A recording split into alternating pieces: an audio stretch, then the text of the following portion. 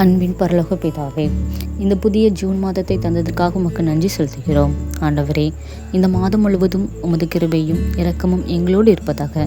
கடந்த நாட்களின் துக்கம், கவலை, தோல்வி மற்றும் பாரங்கள் அனைத்தையும் உமது பாதத்தில் படைக்கிறோம். கர்த்தாவே, இந்த மாதத்தில் புதிய வாசல்களை திறந்து ஆசீர்வாதங்களை பொழியுமாறு வேண்டுகிறோம். எங்கள் குடும்பங்களில் சமாதானம் நிலவட்டும். எங்கள் உடல்களுக்கு ஆரோக்கியத்தையும் எங்கள் வேலைகளுக்கு படிப்பதற்கு வெற்றியையும் தாரும். தடைகள் அகற்றும். முன்னேற்றத்தின் பாதையை திறக்கப்படட்டும்.